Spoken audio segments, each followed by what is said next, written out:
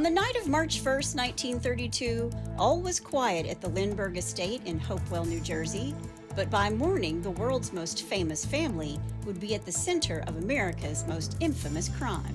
From the second-floor nursery of the Lone Eagles home, 20-month-old Charles Augustus Lindbergh Jr. was gone, taken from his crib, a homemade ladder abandoned beneath the window. What followed was a story that stunned the nation. Ransom notes and secret negotiations, volunteers and vigilantes, suicides and suspects, and the weight of an investigation that pulled in everyone from J. Edgar Hoover to the President of the United States. When little Charlie's body was discovered 2 months later in the woods not far from the Lindbergh home, the crime shifted from kidnapping to murder. But the question wasn't just who could commit such an atrocity, but whether the man convicted and executed for the crime was guilty at all. Because nearly a century later, the Lindbergh kidnapping remains clouded in doubt, mystery, and conspiracy. This is the Lindbergh baby kidnapping, Inside America's Crime of the Century, Part 1. Hey y'all, I'm Kris Calvert. And I'm her husband, Rob Potter. Welcome to Hitched to Homicide. For better or worse. Till death do us part.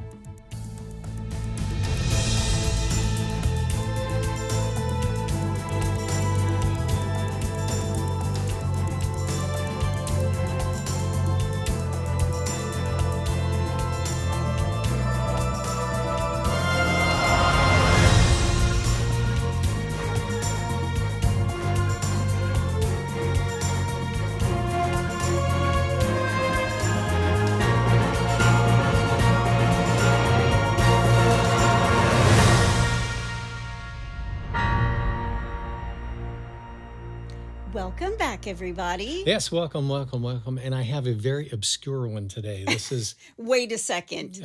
They're all obscure usually. Yeah, this one's at the top. Okay. This is for our Carolinian-speaking friends, which is in the Northern Mariana Islands.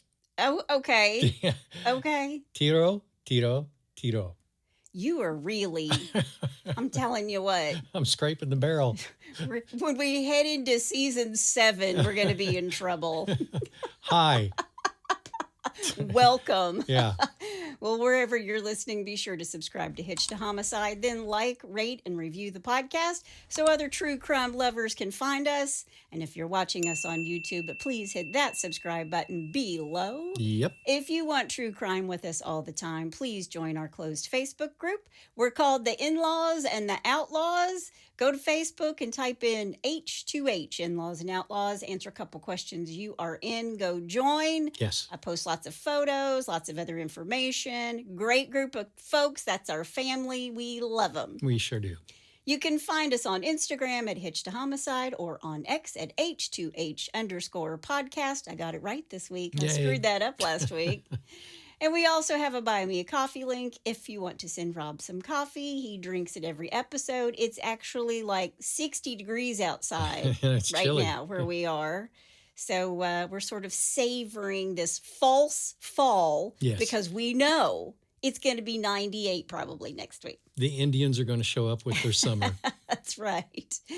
You can find that link in our show notes. You can also send us a text. The link to that is at the top of the show notes where it says, send Kris and Rob a text, and I got a bunch of them. Yeah.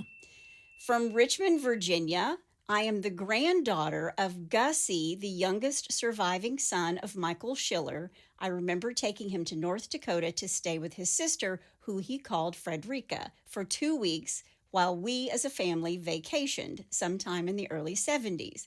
And this is so interesting because this was a case from 1903. Michael Schiller, he murdered his estranged wife in the backyard and he died by electric chair. Eventually, he's the guy that they just had to keep turning on the electric chair. But he had 3 children, remember, and they were all split up. Wow. So thank you, granddaughter of Gussie, for emailing us. That was such a tragic case, but I'm happy to know that Mary's children were together as adults. Yeah. So thank you very much. All right. From Erica in New Zealand, Erica girl, we're so glad to have you back. Hi, Rob and Kris. This is Erica from New Zealand. I'm back, baby. Back and better than ever. I missed the stories over these last months, and I still haven't gotten to Jane Doe 4. Come on, Erica. Come on. Help but us it's out. but it's next on my list. Happy to be listening again. Much love. Well, we love you too, Erica. Hi, Erica. And if you haven't started reading the Jane Doe series, go download Jane Doe Scarlet. It's free. Yeah. You can get it free anywhere. Kindle and Apple and Barnes & Noble, Google, you name it. Yep. We got one from Melinda in Charleston, West Virginia. I love the chit chat. It's what makes your podcast lovable. Thanks for entertaining me every week. Thank you, Melinda. We're glad you like the chit chat. We're just real people talking about real people. Yeah. So chit chat is required as far as we're concerned. This is the same chit chat we have at dinner and talk, breakfast. We talk true crime at dinner. Yeah. And for those who don't like it, well, just fast forward. We're Yeah. fine with that. It's technology. It is. Just fast forward. I fast forward through stuff all the time in podcasts that I'm listening to. Yeah. Well, Rob, you know I love historical cases. I've actually gotten more than 2 or 3 emails about how people love it when I do historical cases. And this was on the docket for me to do at the end of July, but I was so sick, and then August was a nightmare. So I'm going to talk about it for 2 weeks in September instead. Cool. Before I get started, I want to thank some sources: the LA Times, the Santa Cruz Sentinel, the New York Times, the Washington Post, United Press International Archives, Rutgers University, crimetraveler.org, newengland.org, FBI.gov, and the New Jersey State Police Museum, among others, but I will list them all in the show notes. All right. Well, you ready? I am. Let's do it. Charles Augustus Lindbergh was born on February 4th, 1902 in Detroit, Michigan. Listen, Rob loves anybody who flies an airplane, so I expect lots of input from him today. He had no idea I was doing this case, so I expect lots of input.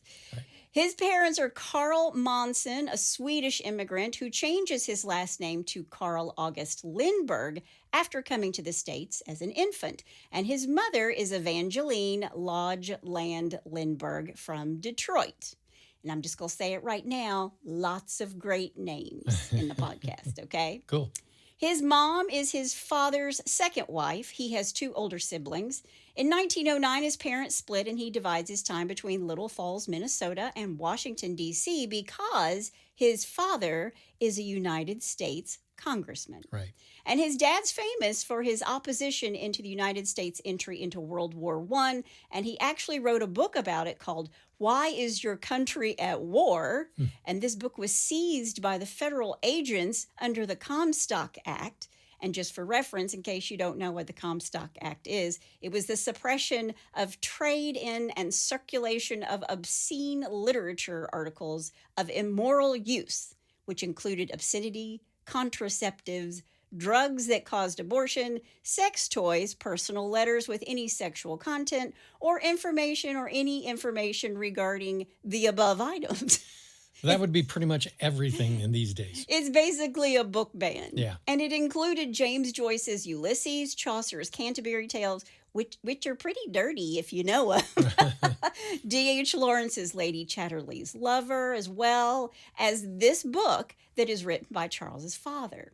So Charles's mom is a chemistry teacher at Cass Technical High School in Detroit, and then later at Little Falls High School in Minnesota, where Charles will graduate on June 5th, 1918. And after graduation, he enrolls at the University of Wisconsin in Madison, but he drops out. And I also read that he flunked out. So who knows which is true, which brings me to a really important point before we get too deep into this case. There's a lot about Charles Lindbergh that has been changed or glossed over because the guy's going to become a national treasure to our country. He's a hero. Right. So there are lots of things. So whether he flunked out or he left, you just don't really know. Well, I have my Ohio University sweatshirt on today, and I didn't flunk out. So Good for you. there you go. Regardless, he leaves school second semester, sophomore year, and because he'd always had an inquisitive mind about cars and planes, he enrolled at the Nebraska Aircraft Corporation's flying school in Lincoln, Nebraska, and flew for the very first time on April 9th, 1922, as a passenger in a two-seat biplane. Oh, wow.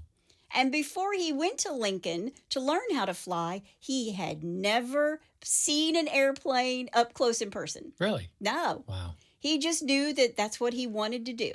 So he started taking formal flying lessons. And because he couldn't afford the damage bond or the insurance that would pay for the plane if he crashed it while he's trying to learn to fly, he leaves the flying school in June of 1922 and began barnstorming.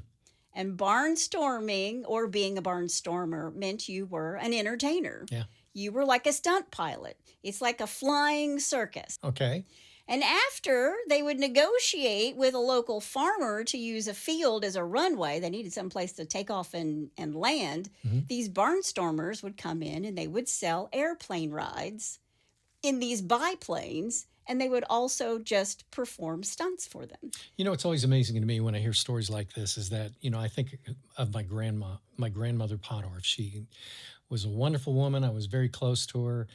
But thinking about when you say 1922 is when he first saw an airplane, it's just amazing to me that my grandmother was alive when aviation was born. And she probably saw an airplane for the first time and went, oh my gosh, look at that. That's crazy. Listen, my grandmother lived to be almost 100 years old, and she remembered when women got the right to vote. She was a little girl. Yeah. But during the Roaring 20s, this barnstorming stuff, it's huge. And Charles did this all across Nebraska and Kansas, Colorado, Wyoming, and Montana. And Charles was a wing walker. Really? He would walk out onto the wing as the plane is flying. I didn't know that. He's a daredevil for Wow. sure. Wow. And he's also a parachutist. And he did this thing where he would have two parachutes and they would drop him and one would come off and it would look like it failed so that everybody would gasp, think he's just going to plummet to the ground. Yeah. And then the second one would open up and everybody would cheer. At least he would hope that the second one would open up. Yeah. But he left the barnstorming gig and went home to his father's place in Minnesota later in 1922. And he wouldn't get in a plane again for another year until he purchased a World War I surplus biplane. It was a Curtiss JN-4, nicknamed... I don't know. Oh, I thought you would know this. I'm not big on World War I stuff. Nicknamed Jenny, a Curtiss JN-4, nicknamed Jenny. All right. And it just made me think of Forrest Gump. It's the Jenny. The most beautiful name in the wide world. Yeah. I only knew one. There was only one name that could go on my boat. It's the Jenny. But Charles buys this plane in a place called Americus, Georgia. And even though he hasn't piloted a plane on his own, and even though he hasn't flown in 6 months, he takes his own plane up by himself. He paid $500 for this plane, which is about $9,500 today. And after 1 week of practice in Georgia, where he got his 5 whole hours of, quote, pilot in command time, end quote. What could go wrong? He takes off from Americus, Georgia, for Montgomery, Alabama, which is 140 miles west, and this is his first cross-country flight. Wow. Weeks later, he would do his first night flight. Yeah. That's just brave. Or stupid. I don't know which. He's got a lot of confidence in himself. He really does. He's built differently. Yeah. He's built differently. Now, for the rest of the year, with his own plane, he went back to barnstorming, where he earned the name Daredevil Lindbergh. And a year later, in 1924, Charles reports to a year of military flight training with the United States Army Air Service. And out of 104 cadets who began training, he was one of 18 who finished. Really? He was first in his class, And in March of 1925, he earned his Army pilot's wings and a commission as a second lieutenant in the Air Service Reserve Corps.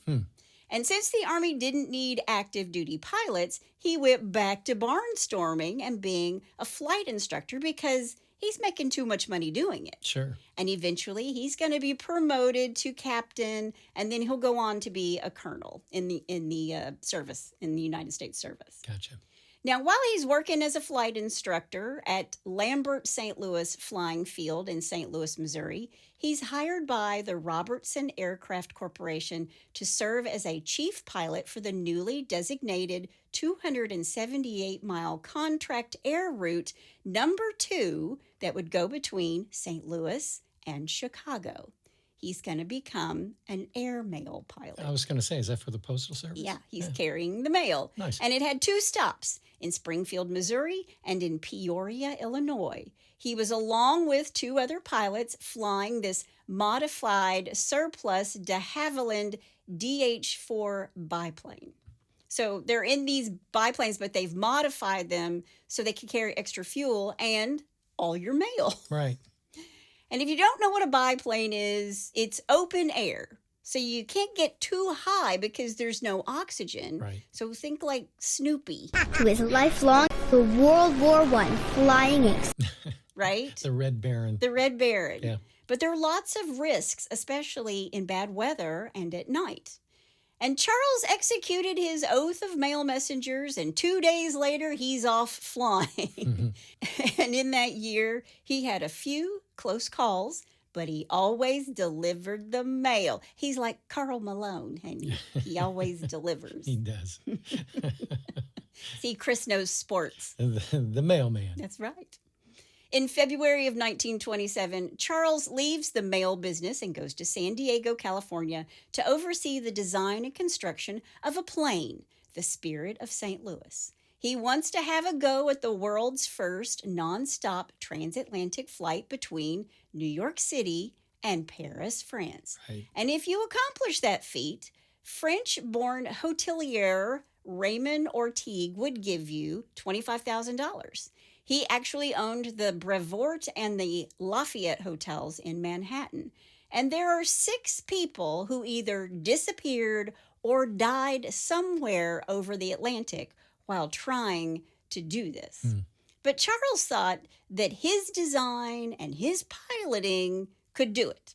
But Charles didn't have that kind of money. He didn't have the kind of money it took to build the custom aircraft for a transatlantic gamble. Right. But he had something just as valuable. He had a reputation as a gutsy airmail pilot in St. Louis and a group of civic backers who believed in him. 9 St. Louis businessmen, known as the St. Louis Backers, gave him $15,000, and Charles used $2,000 of his own money. Nice. And with another $1,000 donated by the Robertson Aircraft Corporation where he worked, he was able to get started on his plane. So he's got $18,000 or $385,000 in today's money.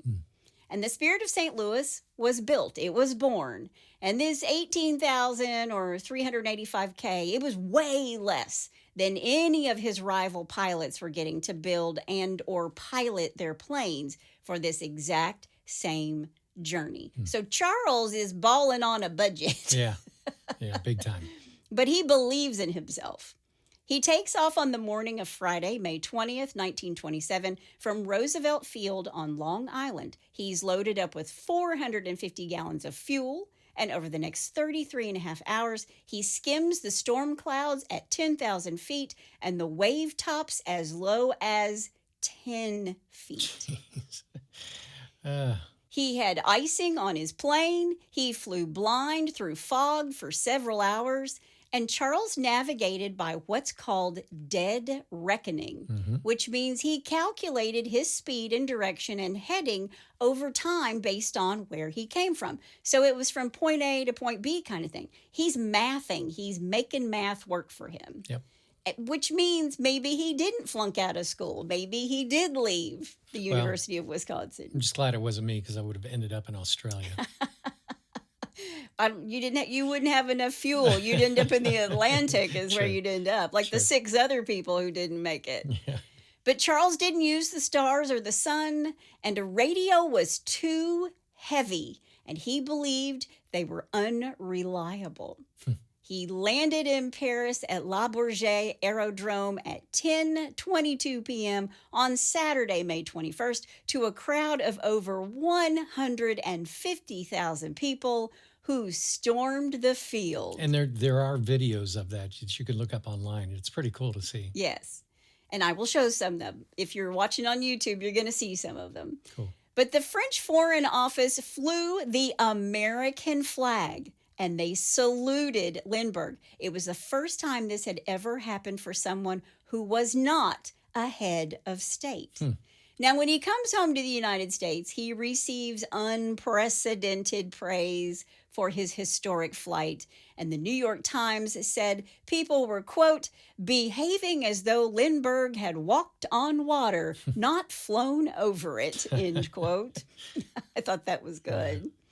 All the newspapers were printing his headlines above the fold, which is important. If you know anything about old newspapers, above the fold, it said, Lindbergh does it. And his mom's house in Detroit had 1,000 people surrounding it. Wow. Countless newspapers, magazines, and radio shows wanted to interview him. Everybody wanted a piece of him. He was flooded with job offers from companies, think tanks, and universities. And on his way back to the United States on the Navy cruiser USS Memphis, a fleet of warships and multiple flights of military aircraft escorted him up the Potomac River to the Washington Navy Yard, where Calvin Coolidge was waiting for him to give him the Distinguished Flying Cross. You know, I think that's what's sad about what's missing from our past. You know, ticker tape parades and heroes and things like that. Because you think about, Alan Shepard, Neil Armstrong, and all those guys. Yeah. I mean, New York City, it was just like, it was ticker tapes. And people went crazy. Absolutely End nuts. of World War II, ticker tapes, people going nuts. And these days, it's kind of like, it just doesn't happen anymore. It's kind of sad. Well, he's going to get one of those too, but hang on. All right. The post office issued a stamp with his face, and when he flew from D.C. to New York City, he traveled up the Canyon of Heroes to City Hall and received a ticker tape parade witnessed by 400,000 people in New York City. Yep. After he was bestowed awards, there were 500-person banquets. There was a special act of Congress. He got the Medal of Honor, despite the fact that he wasn't even in combat.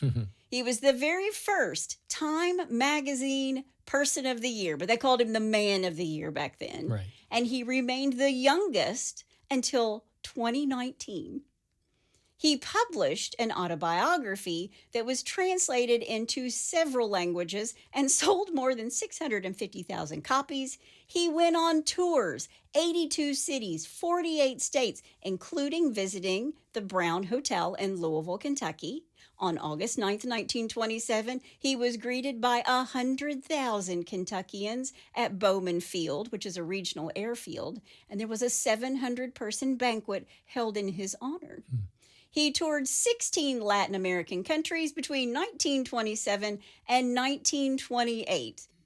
And he was quoted at one point as saying about his historic flight, quote, "There were times in an airplane when it seemed I had escaped mortality to look down on earth like a god," end quote. Wow. Okay. Just call me a golden god. I am a golden god! Yeah! I am a golden god. Jump. A year and 2 days later, after his flight, the Spirit of St. Louis went on public display at the Smithsonian. It's there to this day at the National Air and Space Museum. Rob and I have actually seen it. It's not very big. It's not at all. So imagine him flying for over 33 and a half hours with 400 gallons of fuel and nothing to guide him but math. And he's kind of looking out the side of the plane because there's not a cockpit window. No. Yeah. And he even said he was flying 10 feet above the waves. Yeah. Yeah. Just looking out the window. Okay, I'm 10 feet. Okay. I hope he didn't do that at night. I'm sure he didn't, but who knows? He's such a daredevil. He's a wing walker, for goodness sake. I'm surprised he wasn't like, I'm just going to walk out here. I'm going to put it on autopilot. I'll just walk out here on the wing and have a little something to eat. Yeah. But now remember his autobiography. It's titled We. And in it, he says that the barnstorming pilots he met while working with them, that they were all womanizers. And the Army cadets he used to fly with, they had very superficial approaches to relationships. And according to Charles, the ideal romance was stable and long-term with a woman with keen intellect, good health, and strong genes. Hey, she's a good woman. Just like me, honey. There you go, I was baby. waiting for you to say it. I was waiting for you to chime in. I had to say it myself. Sorry. You see, in his experience in breeding animals on his farm, it taught him the importance of having good genes. He was really into eugenics. And that's something that the Nazis are going to adopt. Charles believes that the human race can be improved with selective reproduction. And for the record, it's unscientific, it's racially biased, and it's stupid. Yeah, a little bit. And that's called foreshadowing. Here we go. Yep.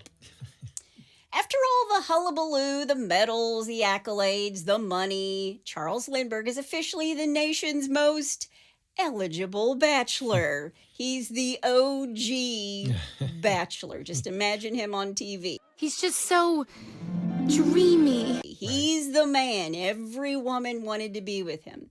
And he's got all this money. So he gets himself a financial advisor, Dwight Morrow, who's a partner at J.P. Morgan and Company. And Dwight was also the U.S. ambassador to Mexico in 1927. And Dwight just happened to have 3 daughters. Anne, who was 21, Constance, who was 18, and Elizabeth, who was 14. Now, Charles meets all of them in Mexico City in December of 1927 when he accepts the invitation of Dwight to spend Christmas with his family. You think Dwight had an ulterior motive there? You think? Come spend Christmas with me and my wife and my 3 beautiful daughters. My 3 eligible daughters. Now, at first, Charles actually courts Elizabeth, the youngest daughter. How old was he at this She's 14 and he is 27. Okay. Yeah. Elizabeth actually went by Betty. Okay. She's 14, he's 27. But after a couple months, he stops paying attention to the 14-year-old. Yeah. And he begins to date the oldest daughter, who was quieter and very, very smart. Always marry somebody who's smart. Yeah, absolutely. I can attest to that. There, he got it. He got it in, y'all. He got it in. There it is. There it is. I will be fixing him dinner tonight. Nice. I got some garlic knots up there waiting on me. By the next year, 1928, Charles was writing to Anne and inviting her on flights. I mean, it doesn't get any sexier than that. Hey, you want to go fly in my plane, honey? Yeah. Also in 1928, Dwight's youngest daughter, Elizabeth, who goes by Betty, she's the baby, she receives a letter threatening to abduct and kill her unless $50,000 is paid and placed in a specially made box in a cemetery. Wow. That's called foreshadowing. Again. This is a big case. Lots of foreshadowing. All right. In 1929, Charles proposes to Anne, and on May 27th, 1929, these two get married in Englewood, New Jersey. They're in love, and Charles thought that Anne had all the right attributes. She had a keen intellect, good health, strong genes. Healthy teeth. Good bones. Yeah, right. He also taught her how to fly, and she went up with him a lot. And Anne assisted him in his exploration and the charting of air routes. So, I mean, she's a really smart cookie. She's up there flying with him and she's charting stuff. Sure. So she's helping him out. Okay. And even when Anne becomes pregnant with their first child, she flies with Charles. when she's 7 months pregnant Good grief. in an open-air cockpit at high altitude where oxygen levels are lowered. Wow. She's 7 months pregnant. And after they return home, when she's been on this flight with him, Anne is hospitalized for 4 days. And when the press questions him about her being in the hospital, Charles lies. He said, quote, "There's nothing wrong with Mrs. Lindbergh except she's tired," end quote. Yeah, she's fine. She's fine. Yeah, she's tired of you taking her up 10,000 feet where she can't breathe. Yeah, exactly. He's a very private person. Even though he's so publicly known, he's very private. And he loved attention at the same time, if that makes any sense whatsoever. Sure. So I think he had his public persona and he loved all that attention, but he also wanted to keep everything about himself that was personal. Sure. Everything had to be on his terms. He was a man with a schedule and a plan, and he kept it. Like if there were Excel spreadsheets back then, he would have been a good one. He would have been a master of been one. the king. He would have been the king of Excel. Yeah. And as a father, he had already decided he was going to be a strict disciplinarian. Like he hasn't even had a child yet. And he's already saying, when this kid comes around, he's not going to get away with anything. Yep. And later in life, he actually made Anne keep track of his children's infractions, like chewing gum. Good Lord. And they were punished for it. Wow. And he also made Anne account for every penny that went out of their household. Man. Can you say control? Yeah, a little bit. Yeah. I mean, yes, every now and then I have to hide an Amazon package from Rob, but who hasn't done that? Right? I mean, am I right or am I right? I always see when they come. I know he does. It was a joke, honey. It was a joke. He had an obsession that was well known with order and routine and privacy, and it sort of consumed his life. And there were those who said that he was a social misfit, that he was this rigid loner. And he was also known to be a, quote, practical joker. And remember how I said they kind of like gloss over some of the things that maybe he is or isn't? Right. So he was considered a practical joker, but a lot of people who knew him or wrote about him said he was actually cruel. It was cruel behavior that he directed at people that he didn't like. And if he wanted to dominate them, he would be cruel to them.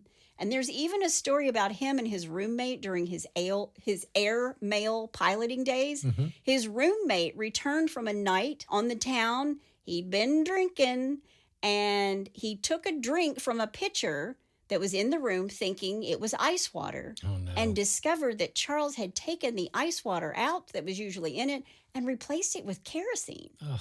And the drunk pilot who drank the kerosene, before realizing and then spitting it out, he nearly died. Wow. So that's his kind of practical joke. Yeah. On June 22nd, 1930, a little over a year after Charles and Anne are married, the first baby is born, Charles Augustus Lindbergh Jr., Little Charlie. But after little Charlie's first birthday, Charles and Anne leave him with her parents while they survey the Orient. And the purpose of the flight was to scout the Great Circle Course, the fastest route from New York to Tokyo for use in commercial air routes. But this trip is actually cut short because Anne's father passes away and they return home to New Jersey. Now, before Charlie was born, the couple had been living in an uptown New York hotel suite since their honeymoon, but they decided to build a house because they're going to have this baby, right? Right. And they choose an area in the Sourland Mountains near Hopewell, New Jersey, which is about 60 miles north of New York City.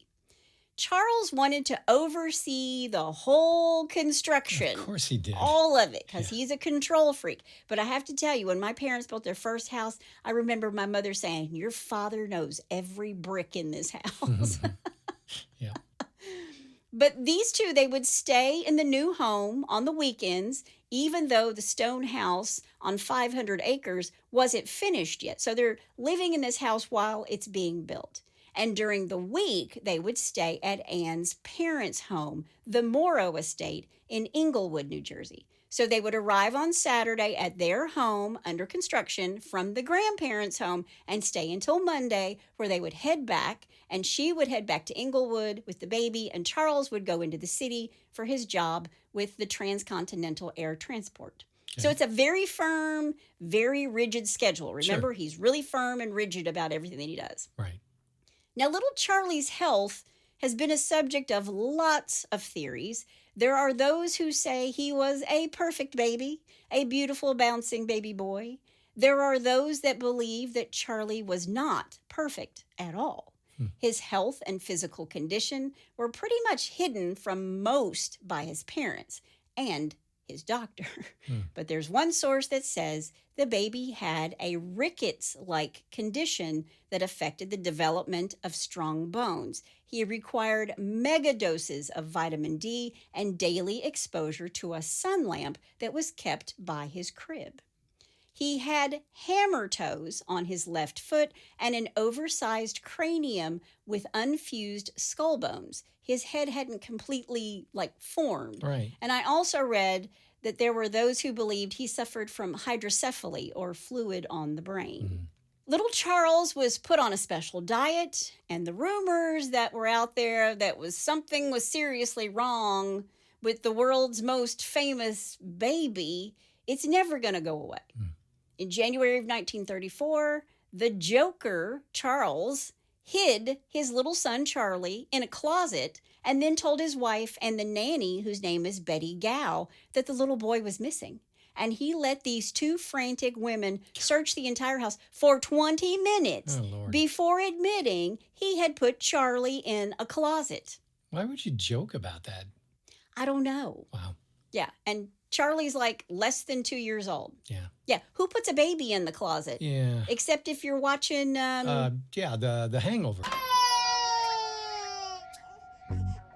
Whose f***ing baby is that? Yeah, where the baby's in the closet. Yeah. So that's the kind of, quote, practical joking Charles would do, okay? Yeah. Kerosene and hiding the baby and watching two frantic women lose their mind. Yeah. On Tuesday, March 1st, 1932, Charles and Anne decide to stay one more night at the house in Hopewell in their new home. This is kind of unprecedented. They didn't usually do this. And little Charlie had a slight cold, and it was really chilly and windy outside. And Anne decided it would be best just to stay one more night, and they would wait there for Charles to return from New York because Charles worked in the city during the day. Right. And after that particular work day, Charles was scheduled to give a huge speech that night at NYU's alum organization. And present in the home that night are Charlie, little baby Charlie, his mom Anne, Big Charles eventually, 3 servants, Okay. Elsie Watley, an English cook, Ollie Watley, an English butler, and Elsie's husband, and Betty Gow, Charlie's Scottish nanny, who was sometimes at the Lindbergh's place and sometimes at the Morrow's place, Anne's parents. Okay. And on this night, Betty was asked to come from the Morrows to the Lindberghs because Anne was really tired. She wanted some extra help with little Charlie. Also on the premises is the family dog, Wagoosh. Wagoosh? Yeah, Wagoosh. What kind of name is that? He's a Boston Terrier, and the name came from a Native American word meaning fox. Oh, And my grandmother was Native American, and her last name was Fox. really? Yeah, So she was a Wagoosh. she was a Wagoosh. If that's what it means in Cherokee, I don't know. At 6 p.m. that evening, baby Charlie eats dinner with Betty Gow in the nursery, the nanny, and then she gets him ready for bed. And Anne comes upstairs to visit his second floor room around 6:15, and again between 6:15 and 7:20 after dinner. But before tending to the baby, both Anne and Betty fasten the shutters closed in the nursery, with the exception of one shutter, because it was warped. So there's one shutter that doesn't close in the baby's room, which means, do they not have real windows? I mean, they've got Yeah. just shutters? No wonder this baby has a cold, Yeah, right? exactly. Especially they're living in New Jersey. Come on. Yeah. And what month is this? March. Wow. Okay. Anne gives baby Charlie medicine and nose drops. I actually read that she like rubbed Vicks Vapor Rub on his chest. We were still doing that in the 70s. Yeah. I don't know if they still do it today. I don't know. But she gives him medicine and nose drops, and then she leaves the nursery at one point to look for a needle and thread for Betty, because Betty, the nanny, is going to sew a new little flannel shirt for him because Charlie spit up on his first set of bedclothes. He's 20 months old. He doesn't feel well. He's thrown up, and his nanny is like sitting there just sewing him a little flannel to sleep in. Nice. Also during this time, Dad Charles, calls the house to say he's going to be late, and he gives specific instructions that when little Charlie is put to bed, he is not to be coddled. Under no circumstances should you pick him up or coddle him in any way when he cries. He did not want anyone going in to check on him. He didn't want Anne, the mother, to check on him, and he didn't want the nanny to check on him either. That's suspicious. So Anne plays with little baby Charlie while Betty sews this little flannel shirt together. And at 7:30, Betty Gal, the nanny, puts Charlie to bed after putting on this little homemade shirt. Then after saying goodnight, Anne goes downstairs to wait for Charles to come home. And Betty goes into Charlie's bathroom to wash the first little shirt that he threw up on. And then Betty checks on Charlie just one more time, knowing they've been given specific instructions by Charles not to bother him. But she does check on him just one more time. Okay. Between 8:05 and 8:10, Anne thinks she hears the sound of car wheels on gravel. Then at 8:45, a time later than his usual arrival time, Charles drives up the half-mile driveway. He's driving up the driveway. Right. Their new house sits way off the road, and Charles pulls into the driveway, and he's honking his horn. He's honking his horn. Okay. If I had a sick 20-month-old baby and somebody showed up honking the horn after they had said, don't coddle this child, Right. there's going to be hell to pay. We're going to have some words. I don't care how long you flew your plane over the Atlantic. I don't care. Right? Charles and Anne have dinner together, and then they chat in their living room. Wagoosh is in his basket. He's alert, wide awake, very quiet. Okay. So, just for reference, when Scotty is at home with me and Rob, and it's just the two of us, and even when the kids are here, he's awake and looking at everybody or walking around and quiet. If we have somebody show up to the house, he's like putting on the machine guns and the extra bullets. Like he loses his mind. Yep. And if you have a dog, even a little dog, you know that if a stranger shows up at the house, what are they doing? Yep. They're barking, especially at night. They can hear everything. Yep. Tons of stuff that we can't hear. Absolutely. So I just wanted to make that point that Wagoosh is awake, but he's quiet. Right. Around 9:15, Charles says he hears a sound that sounded like, quote, the cracking of an orange crate falling off a chair, end quote, which is wildly specific. Yeah. Yeah. A few minutes later, Anne went to their bedroom to read, and Charles took a bath. Elsie the cook and Betty the nanny, they're in Elsie's room trying on dresses, which just like warmed my heart a little bit. You know, they both work there, but they're off duty and they're trying on dresses. Right. At 10 p.m., Charles is in his study. Betty Gal, the nanny, goes downstairs and she sees it's 10 o'clock and says, oh, I'm going to go check on the baby. I've got to go check on the baby. I can now check on the baby because it's 10 o'clock. Like Right. he's saying, leave him alone. Don't go in there. Sure.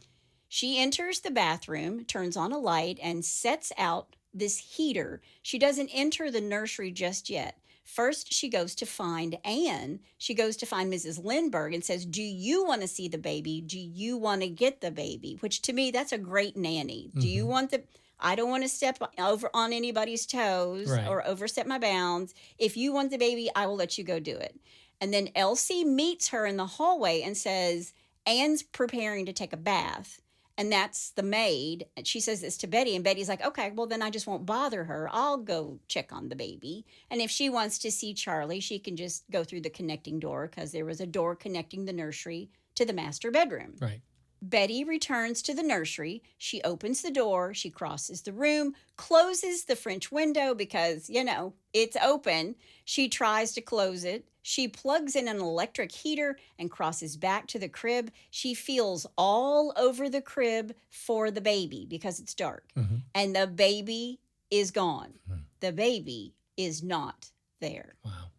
Betty walks into Anne's room, Mrs. Lindbergh, through the bathroom door, and she asks, do you have the baby? Did you pick up the baby? And then she says to Mrs. Lindbergh, do you know where Colonel Lindbergh is? But she doesn't get an answer, only this kind of like bewildered look. Anne's like, what do you mean, do I have the baby? And then Betty runs to find Colonel Lindbergh. And Betty says to him, Colonel, do you have the baby? Please don't fool me. Because remember, he's a jokester. Right. And Colonel Lindbergh runs past Betty and goes into the nursery and then into the bedroom and gets his rifle. He re-enters the nursery with Betty, where he finds Anne and says, quote, Anne, they have stolen our baby, end quote. Okay. So it's like, who's got the baby? So while they're trying to figure out who's got the baby, Charles grabs his rifle and runs into the room and then goes and gets his wife. They've stolen our child. Yeah. Charles tells Betty to get Ollie, the butler, and then Charles and Betty and Elsie and Ollie search the house for the baby, and when he's not found, Charles then tells Ollie, call the police. And it's important to say that at first, Betty thought that Charles Lindbergh had merely taken the baby and put him someplace else. Again. Right. And after they search the whole house, and Charles and the rest of the staff drive up and down the road, flashing headlights, looking into the woods, looking for someone with the baby. It's 500 acres in the middle of nowhere in New Jersey, right? Sure. Yeah. And when Charles returns to the house after driving up and down the road, he goes into the nursery alone, and only then does he find an envelope in plain view on a radiator beneath a window. Charles tells everyone, don't touch it. We've got to preserve the fingerprints. At 10:15, Ollie calls the Hopewell police deputy, Charles Williams, who is on that night, and he gets the chief of police, Harry Wolfe, out of bed, and they drive to the Lindberghs' home at 10:45. And according to Ollie the butler, that's when these two men arrive. Charles meets them at the front door, accompanied by Anne, and Charles tells Williams and Wolfe that he heard a noise, but that it didn't impress him due to the windy night. And then Charles shows the nursery to Williamson and Wolfe. And these two go back downstairs and out the front door and into the yard, and they examine the ground under the nursery window. And they see holes allegedly left by a ladder and footprints. Okay. They see a 3-section ladder about 75 feet away from the house, and one section of the ladder appeared to be broken. One of the rungs on the ladder, it was snapped. Okay. When Chief Wolfe and Deputy Williams see the envelope, they look inside and find a crude ransom note demanding $50,000. It said, quote, Dear Sir, have $50,000 ready, R-E-D-Y, $25,000 in $20 bills, $15,000 in $10 bills, and $10,000 in $5 bills. After 4 days, we will inform you where to deliver the money. And where is spelled W-E-R-E, and money is spelled M-O-N-Y. We warn you for making any ding public or for notify the police. The child is in gut care, G-U-T, care. Okay. Indication for all letters are this symbol with 3 holes, end quote. And there were lots of misspellings. The note said the signature for future letters would be these 2 interlocking circles with 3 square holes at the bottom of the note. That's how they're going to know that this is the same person. Right. And there were these two interconnected blue circles surrounding a red circle with a hole punched through the red circle and two more holes to the left and to the right, which to me is like, good God, that was a lot. Yeah. That's the signature, though. And the other thing that kind of strikes me about that is that I think the misspellings were intentional, because whoever came up with this idea about the inner circles with the square, I mean, that takes a lot of like brains to figure that out. Yes, but the police are going to think, maybe English isn't this person's first language. Okay. Okay? Yeah. But here's the thing. There are no fingerprints on the envelope. There are no fingerprints on the letter. In fact, the police found no fingerprints in the nursery. Like, there are no fingerprints of anyone in the family or the staff in the nursery. Every surface in that nursery had been wiped clean. Really? The police did little to nothing to preserve the crime scene, including the evidence outside the house where they found the two holes in the soft ground below the nursery window with the warped shutter, the only window in the whole house that didn't latch from the inside, that didn't lock from the inside, and the ladder that was tossed in the brush near the house. The police find it to be odd looking. It's like a homemade ladder, okay? Okay. And the one dowel that was lying on the ground near the section of the ladder, which was about 8 to 10 feet further away from the other two sections near the farthest ladder section. So the ladder is like tossed in the brush, and the part that's broken is even further away. Okay. By 11 p.m., the New Jersey State Police issued a teletype alarm. We can't afford the teletype. And I can hear it. Deep, deep, deep, deep, deep, deep, deep, deep. It's going out. Yep. They send out this teletype alarm regarding the kidnapping, and a few moments later, the first newspaper called to get details of the kidnapping. At approximately 11:20 p.m., the Standard News Bureau in New York City calls Arthur Springer at home and wakes him up. Arthur works for the Morrows and her parents. So Arthur, who's mostly a chauffeur, goes to the Morrows' home and he wakes them up. The state and local police are at the Lindberghs until 4 a.m. Now, by this time, the head of the state police of New Jersey is involved, and his name is Colonel H. Norman Schwarzkopf. Oh. Stormin' Norman's Really? grandfather. Oh, wow. Stormin' Norman, the commander who led all Yeah. the coalition forces in the Gulf War. Yeah, exactly. His grandfather Wow. was the head of the New Jersey State Police, No way. and he worked on this case. Wow. Now, because Charles Lindbergh is so well known, lots of people came forward to help. Everybody wanted to help. Henry Breckinridge, he was a Wall Street attorney. William Donovan, a hero of World War I, who would later head up the Office of Strategic Services, or what is now known as the CIA, he wants to help. And these men, along with Charles, decided on their own that it was organized crime that had taken little Charlie. Organized crime. It was the mob. Oh, how'd they come to that conclusion? Well, here's what they think they know. The kidnapper apparently entered through the baby's window on a broken ladder found nearby, the ladder that looks like it was handmade. But how could he have backed out of this rickety ladder through the window while carrying Right. like a 35-pound child on a windy, rainy night without disturbing anything by the window and leaving no muddy footprints on the nursery floor? Yeah. Now, there were muddy footprints downstairs, but not on the nursery floor, and no fingerprints. There are no fingerprints. Wow. Other things that didn't add up. Why would the kidnapper enter the house when all 5 adult residents are awake and moving around instead of waiting until like the dead of night? Yeah. Except that someone told everyone in the house not to go in the baby's nursery. There you go. And he also said, they stole our baby. Yeah. Now, how did they know which room was the baby's nursery? This house is under construction. And how did this person know which nursery window had a broken shutter lock? Sure. And how did they not disturb anyone, including a very alert Boston Terrier named Wagoosh? Right. The Lindbergh baby kidnapping became an instant media sensation. Journalist H.L. Mencken called it, quote, the biggest story since the resurrection, end quote. That's pretty big. It was an international obsession. The morning after the baby's kidnapping, President Herbert Hoover gets word of the crime, and at that time, kidnapping was classified as a state crime, and the case didn't seem to have any grounds for federal government involvement. But Attorney General William D. Mitchell met with President Hoover and announced that the whole machinery of the Department of Justice would be set in motion to cooperate with the New Jersey authorities. And on a side note, this case would prompt the Lindbergh Law, making kidnapping a federal crime. Oh, wow. That way you can track a kidnapper across state lines. Okay. It's called the Lindbergh Law. Did not know that.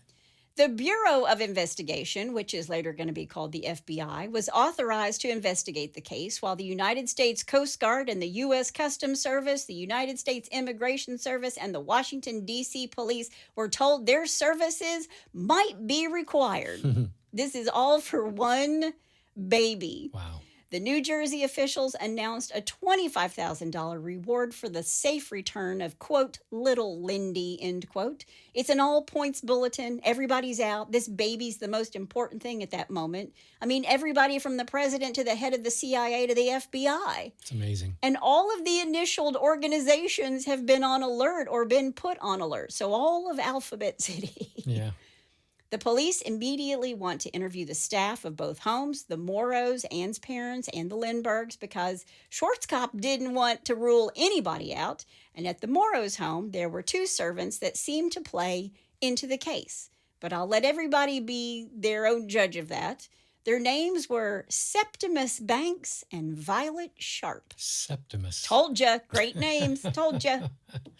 Septimus was a butler at the Morrow estate, and Violet was a waitress and a maid at the Morrow estate, and she was also in love with Septimus, and Violet liked to party, as did he. And from what I gathered from my research, they were engaged, but maybe kind of on again, off again, and possibly she had aborted his child. There's just a lot going on with those two, okay? All right. On the night that little Charlie disappears, Violet meets up with a man named Ernie for a blind date. He calls her around 8 p.m., and when Violet is first questioned, she said that on that night she went on a blind date with this guy, Ernie, and two other people who she didn't know, but she couldn't recall any details of the movie she said that they went to see, and she couldn't recall the names of any of the people that she saw. Interesting. Yeah. When they interviewed her a second time, Violet said that she'd gone to a local roadhouse and not to the movie. But then they call her back again for a third interview, and when they see her, she has lost 40 pounds. Jeez. When they start questioning her this third time, she gets hysterical, and eventually she collapses into the floor, and a doctor is called, and he says, no more interrogation for the day. She's done. And the police want her to come back the next day, but that night, Violet commits suicide by drinking silver polish because it contained cyanide. Wow. And now police think she knew something and she took it with her to the grave. Yeah. Now I'm going to come back to Violet a little bit later. But by this time, the kidnapping is world news, and the police and the reporters and even the rubberneckers had trampled all over the grounds of the estate, destroying any kind of evidence that could have been there, anything that could have been gleaned from the crime scene. That's all gone. Right. But Lucky Lindy, the lone eagle, Charles Lindbergh, immediately took control of the investigation and directed it away from his home. Nothing to see here. Move along. Really? This baby is kidnapped from the home, and he's like, there's nothing to see here. Nothing here. Okay. And when J. Edgar Hoover sent 2 FBI agents to consult on the investigation, Charles was pissed, and he sent him away.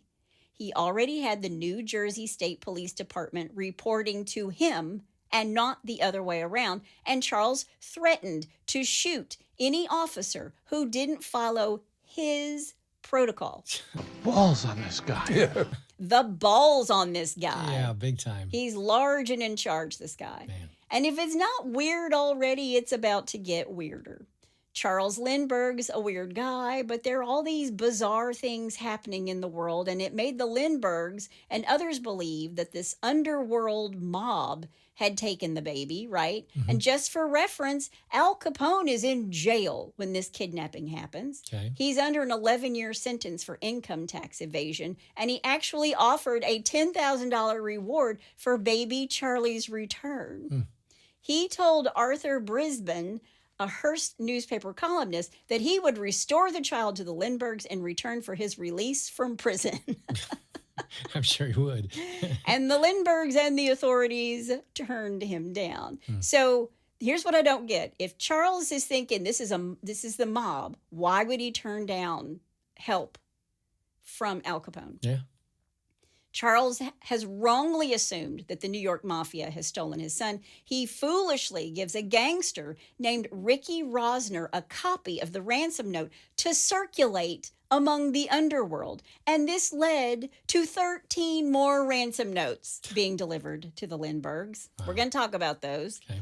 The Lindberghs announced that they had authorized these two minor mob figures, Salvatore Spitali, they called him Salvi, and Irving Bitts, sometimes he's referred to as Irving Blitz, to act as go-betweens in dealing with the kidnappers.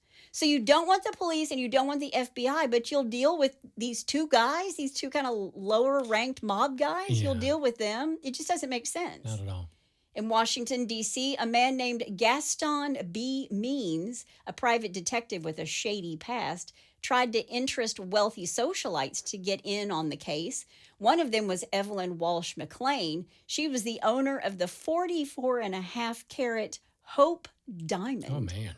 She gives Gaston Means $104,000, $100,000 for ransom, $4,000 for his expenses, on his promise that he could return the baby alive.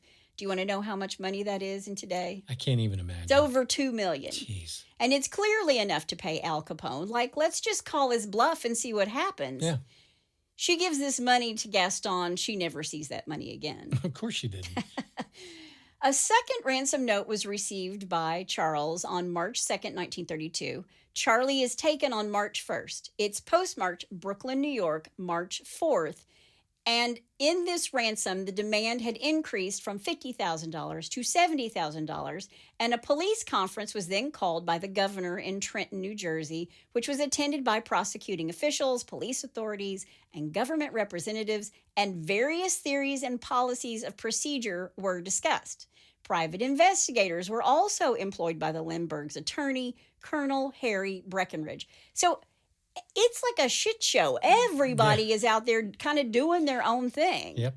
At this point, a third ransom note is received by the Lindbergh's attorney on March 8th, informing him that an intermediary appointed by the Lindberghs would not be accepted and requesting a note in the newspaper. So they would send these ransom notes and they wanted their answer to go into the newspaper. That's where they would look for their answer. Okay. So because the kidnappers are saying this intermediary that the Lindberghs appointed, Salvatore Salve Spitali and Irving Bitts, that's a no-go for them. That's what they're saying. We're not going to talk to these mob guys. Okay. Then a man named Dr. John F. Condon, who's a 72-year-old teacher in the Bronx, New York, he's upset that the Lindberghs wanted these gangsters to be the go-betweens, and he taught school in New York City for over 40 years, and he actually continued to lecture in his retirement. And Dr. Condon is very patriotic. He's very outgoing. He's a self-styled civic advocate. That's what I read about him. Okay. A self-styled civic advocate. And what is that?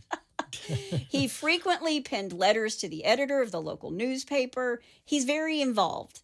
He's deeply troubled by the plight of the Lindberghs, so Dr. Condon writes an open letter to the kidnappers in the paper in which he offered to act as the intermediary. He's going to be the liaison. And the following day, the fourth ransom note was received by Dr. Condon that indicated he would be acceptable to be a go-between. So this guy just out of the blue is saying, I'll do it. I'm going to step up and I'm going to do it.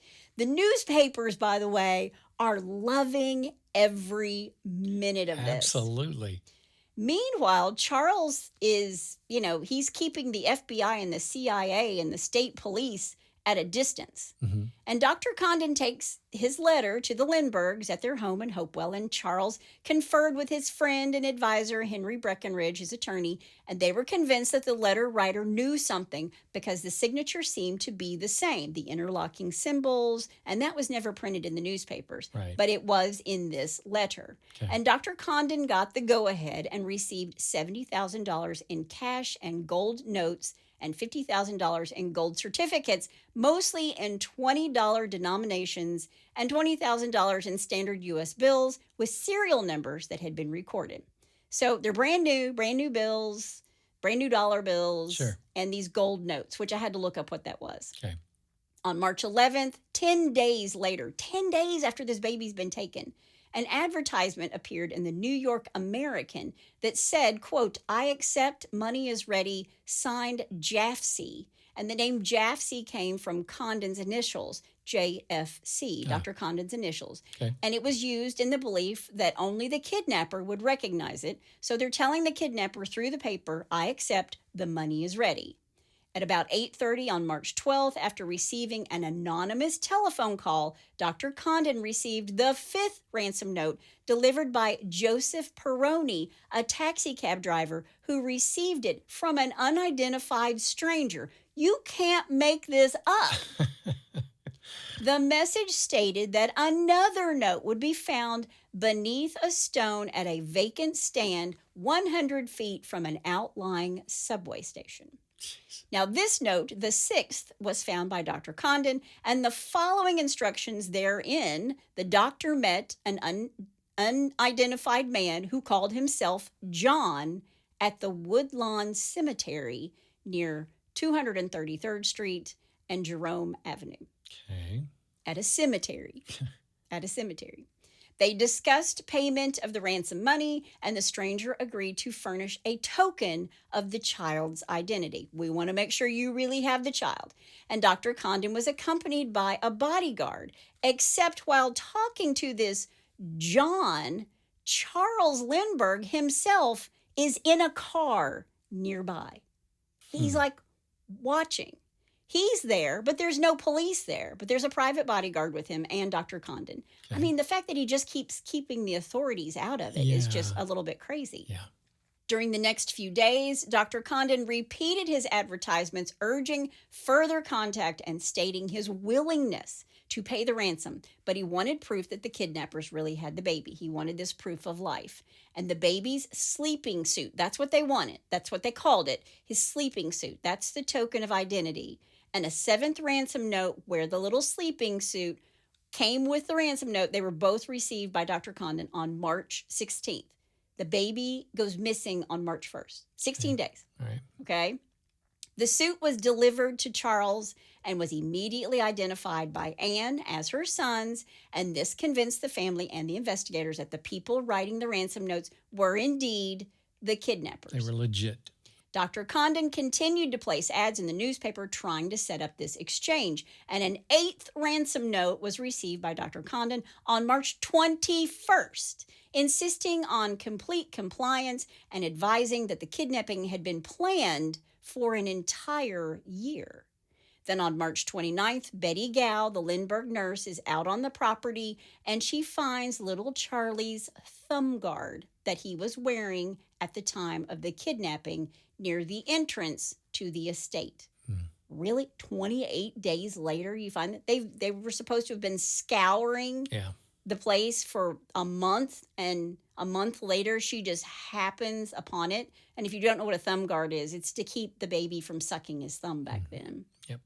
The following day, March 30th, the 9th ransom note was received by Dr. Condon, threatening to increase the demand to $100,000 and refusing a code for use in newspaper columns.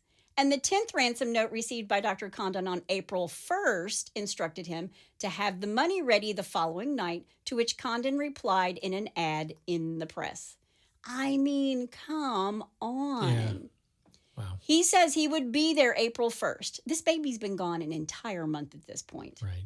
The 11th ransom note was delivered to Dr. Condon on April 2nd, 1932 by an unidentified taxi driver who said he received it from an unknown man another taxi driver. Again, you can't make this shit up. Yeah.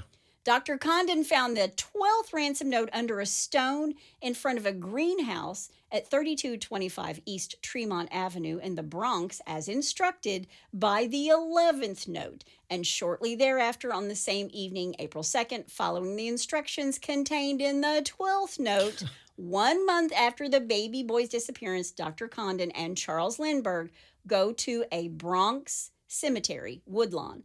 This is where the kidnapper wants to meet. The police and the FBI are all kept out of this. Charles wants to handle it on his own and in his own way. And when they arrive at the cemetery, a man calls out to Dr. Condon and says, "Hey, doctor, over here."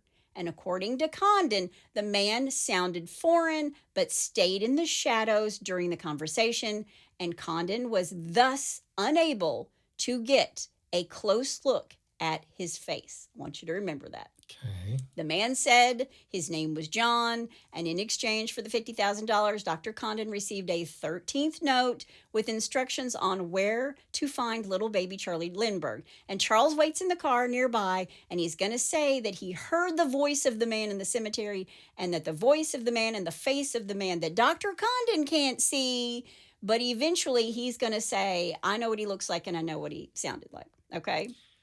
Jeez. So from the car, he's saying that he can see this. Right. Now, the note says, quote, "The boy is on the Bode, B-O-A-D, Nellie. You will find the Bode between Horseneck Bay and Gay Head near Elizabeth Island." He's talking about Martha's Vineyard.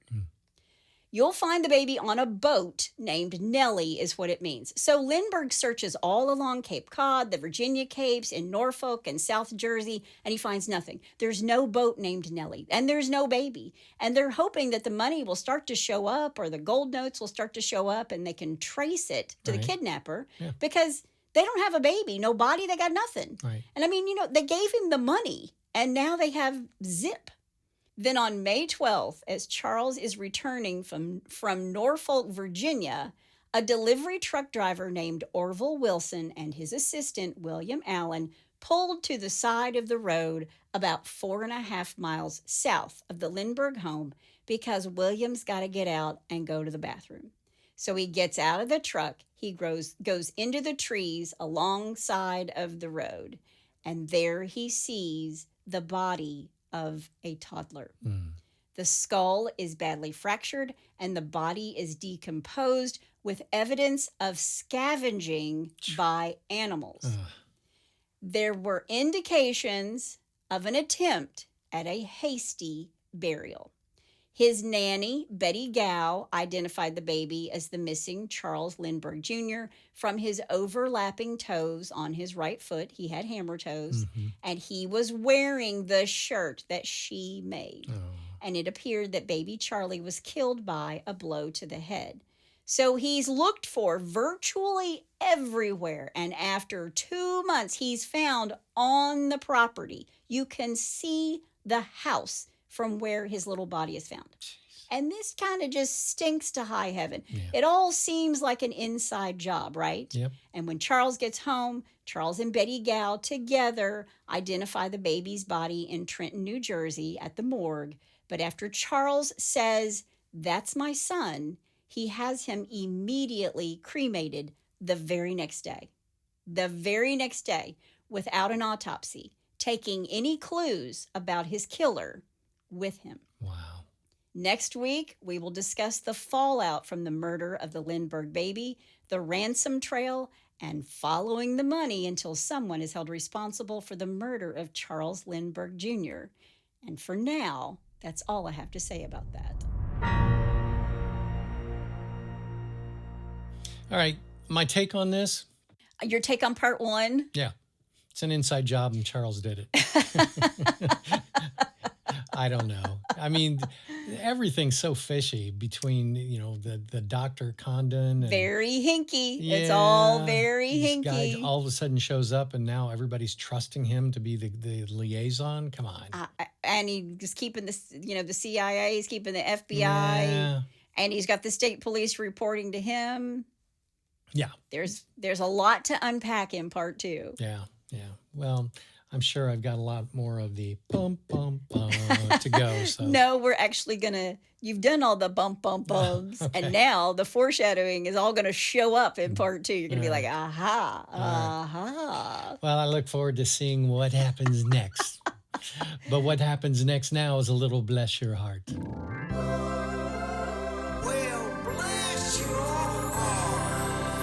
All right, number 1, I'm calling Take It Off. Take It All Off. Oh, I could really say so much right now, but I'm just not gonna. I'm not gonna incriminate you. All right. A 23-year-old woman in Orlando was arrested for stealing armfuls of clothes from a Tommy Hilfiger store. Okay. Ramaya Johnson and a female accomplice fled through an emergency exit of a Tommy Hilfiger store with tons of clothing and hopped into a waiting getaway vehicle. So somebody was waiting for them to Oh, steal yeah. this stuff. Yep. Okay. Cops were able to track down the vehicle used in the getaway and found Johnson, the accomplice, and bags full of Tommy Hilfiger, say that 10 times fast, merchandise. My dad always called it Tommy Hilfiger. Finger. You know? It's a lot easier to say. Whatever works for you, right? Exactly. The merchandise still had tags and anti-theft devices on. Oh, wow. And she even, here we go, was wearing a Tommy Hilfiger shirt with the tag still on it when she was arrested. Of course, they were busted and convicted. Aw, I know. bless their hearts. All right, number 2, I'm calling, well, how'd that get there? Okay. A guy in Phoenix called the cops on Sunday night to report a break-in at his apartment, but he ended up being the one getting arrested. I've done some of these before, but I love these. Okay. The cops showed up and looked around, but didn't find any sign of a break-in, but they did see the guy's huge stash of drugs. He hadn't bothered to hide any of the drugs or paraphernalia before they got there. The officers, get this, seized 6,000 fentanyl pills, Holy cow. over 390 grams of meth, and almost $5,000 in cash, plus digital scales, baggies, and needles and other items associated with drug use. That was quite an operation. Ooh, he was arrested on several felony drug charges.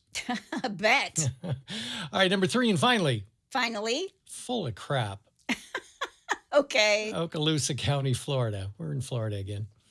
A Crestview man is arrested after deputies say they found him in possession of drugs, paraphernalia, during a traffic stop Saturday. Stephen Copeland, 29, is charged with trafficking, heroin, possession of oxycodone, possession of drug paraphernalia, and traffic violations. I like and traffic violations. Okay. According to an arrest report from the Okaloosa County Office, Sheriff's Office, deputies stopped Copeland on Hulbert Road. Some of these names are really hard to get through. Near Fort Walton Beach. That one I know. I like Fort Walton Beach. Yep. When a deputy noticed he had an expired car registration. Oh, that'll do it. Yeah. After the OCSO Canine Bert alerted the Copeland's truck, deputies say they found the heroin under the seat. More heroin on the passenger floorboard. Wow. Oxycodone, a plastic bag with methamphetamine residue, a scale, and assorted drug paraphernalia consistent with drug use and distribution. Okay. Okay, here we go. Copeland told the deputies that it was a chocolate laxative and not heroin. And he believed the pills to be fake, Okay. the report says. Okay. And guess what? What? Police didn't buy Of course not. it. So he was busted. You know what the moral of that story is? What? Get your tags Yeah, straightened out. Yeah. And don't say heroin is X-Lax. Jeez. I've actually been pulled over before and they're like, your tags are expired. And then I get my actual tags with the little sticker out of my glove compartment. And I'm like, I have it. I just haven't put it on the car yet. And he's like, well, you know that we give them to you after you pay your taxes, so you will put them on the car. I was like, it was cold and I was afraid to put it on because I didn't think it would stick. Anyway, moral of the story. Get your tags right and put sticker on. Yeah, exactly. Anyway, so there's your bless your heart. Well, if you have a bless your heart or you know somebody's heart who needs blessing, all you got to do is go to hitchedtohomicide.com. And when you get there, there's a pull down menu. And while you're there, you can also suggest a case or tell us about your brush with true crime. Yes. That's my amazing husband out there. That's my beautiful bride in the booth. Join us next time on Hitched to Homicide. Bye, y'all.